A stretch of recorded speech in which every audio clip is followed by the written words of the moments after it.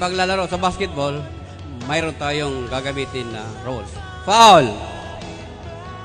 Minsan, hindi natin sinasadya, nakakasakit na pala tayo, kaya iniiwan tayo.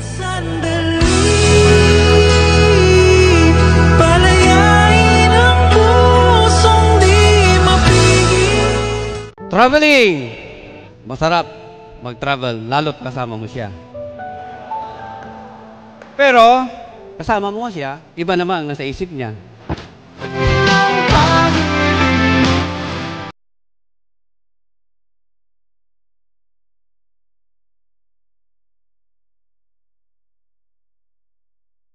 Out of bound!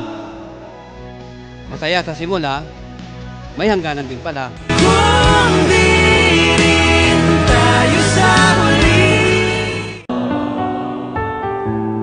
Substitution! Meron tayo, substitution. Pwede kang pumalit sa lugar niya, pero huwag mong kakalimutan, kaibigan ka lang niya.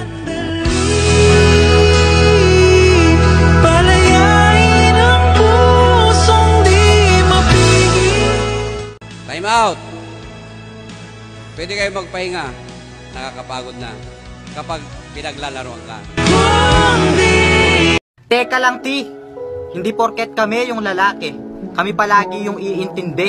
Hindi porket kami yung lalaki, kami na palagi yung mali. Porket kami yung lalaki, wala na kaming karapatan masaktan. Anong akala nyo sa amin? Robot? Hindi nasasaktan at hindi nakakaramdam ng pagod? Tao din kami. Mas malalim pa nga masaktan yung mga lalaki kaysa sa inyong mga babae. Tapos kapag babae yung nanakit, sila pa yung biktima.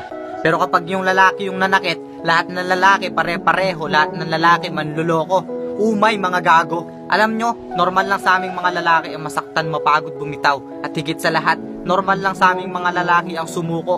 Lalo na kapag binasura kami ng taong tinuring naming mundo.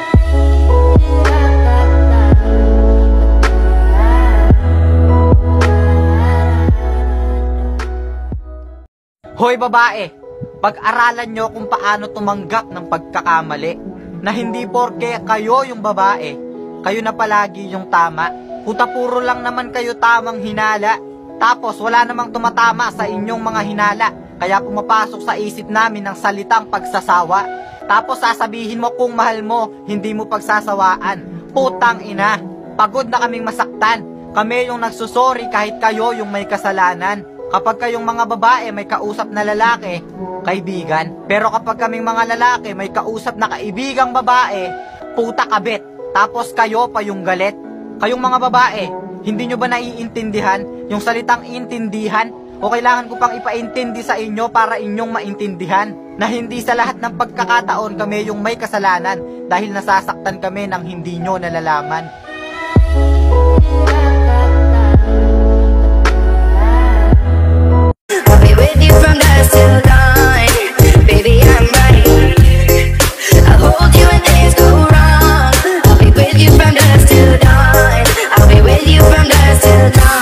Girls, ugali, wag itsura. Hindi porket gwapo na, sasagutin nyo na. Tapos pag nasaktan kayo, sasabihin nyo lahat ng lalaki manloloko. Paano kung sabihin nila, lahat ng babae, gwapo lang gusto? Ang unfair nyo, no? Lagi na lang lalaki ang mali. Hindi lang kayo nasuyo, gusto nyo break agad. Girls, kung umiiyak tayo, umiiyak din sila. Kung gusto mo ng suyo, gusto din nila yun. Kaya wag puro sarili natin, iniintindi natin, nasasaktan din sila. Di ko kaya na malimot ang pag-ibig mo. May puwang pa ba ko dyan sa puso.